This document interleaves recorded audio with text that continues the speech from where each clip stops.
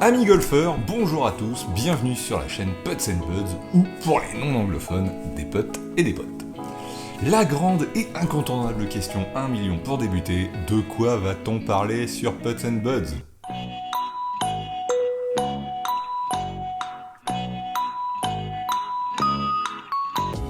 Eh oui, de golf pardi.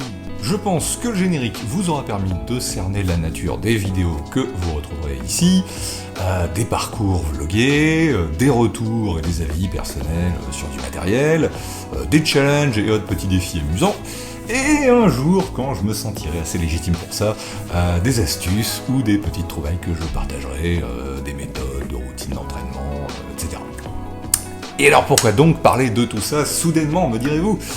Eh bien, vous ne serez pas surpris d'apprendre que chaque jour, la pandémie progresse, et que moi aussi, je fais maintenant partie des contaminés au virus du Golfit 18.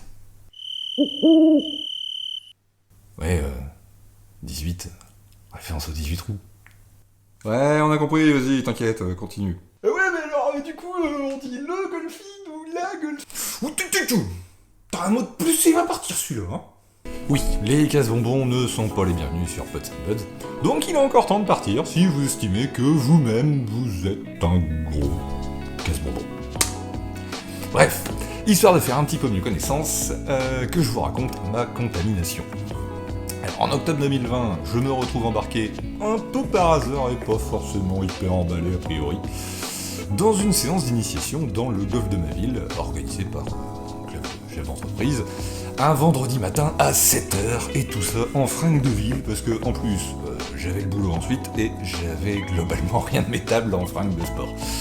Tu le sens là, l'athlète de haut niveau, 35 ans, devant un PC toute la journée, hein. Le temps oscillait entre soleil timoré et légère bruine en spray.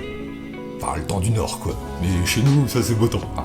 Donc là, déjà, double découverte. D'abord, j'apprends qu'il y a un golf dans ma ville, et ensuite, j'apprends à taper dans une balle avec un club. Alors évidemment, je connaissais quand même les grandes lignes, tout petit, avant d'aller à l'école primaire, le samedi matin. Je sais pas pourquoi, mais j'étais hypnotisé par le golf sur Canal+, qui passait alors, à ce moment-là, littéralement, le cadre bucolique, la sérénité, la précision, la concentration requise, la variété du jeu, avec presque 3 à 4 jeux en un, suivant la façon de compter, les départs, le jeu long, les approches, le putting, bref.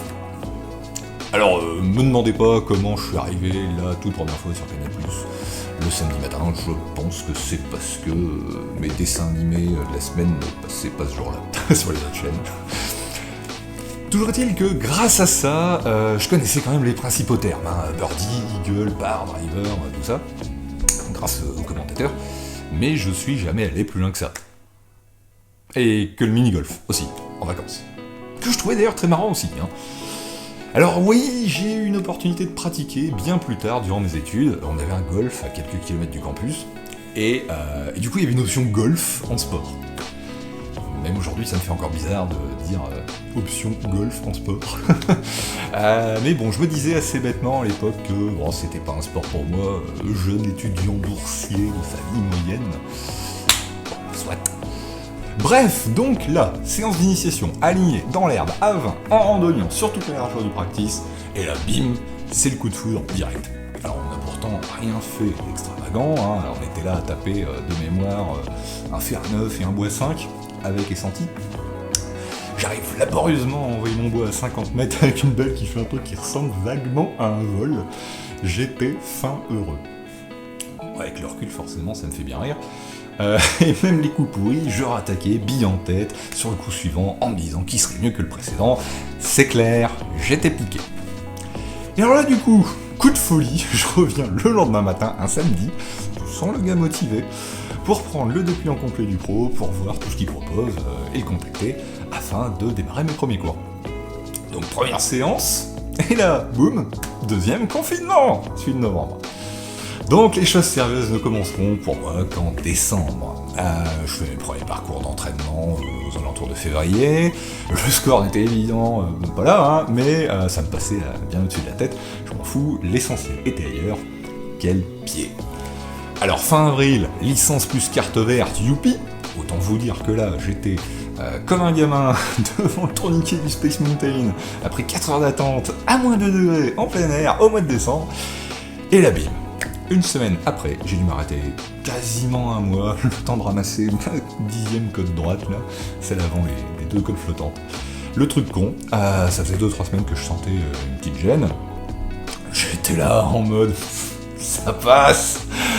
Ouais, sauf que bon, un dimanche matin en compétition de classement, la gêne est devenue beaucoup plus douloureuse qu'une simple gêne, et c'était vraiment gênant, même dans la vie de tous les jours, même pour des gestes du quotidien, c'était vraiment très douloureux. Bref, après toutes ces péripéties, je peux enfin m'adonner dans de bonnes conditions à ma passion, et je meurs d'envie de vous faire partager mes aventures golfiques sur Pods and Buds, avec, je l'espère, autant de talent que les vlogueurs qui m'ont précédé, et que je regardais moi-même cet hiver encore avec envie, en me languissant de décrocher le précieux sésame, pour pouvoir, à mon tour, fouler les fairways.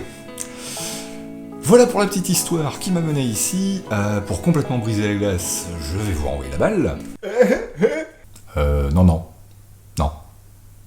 Et vous demander en commentaire comment s'est passé pour vous la rencontre avec le golf. J'ai hâte de lire vos anecdotes, en espérant que votre histoire d'amour avec le golf aura débuté de façon un petit peu moins contrariée et tumultueuse que pour moi. Allez, à très vite sur un parcours, et n'oubliez pas, dans la vie comme au golf, la seule chose qui compte, c'est le coup que vous êtes en train de jouer.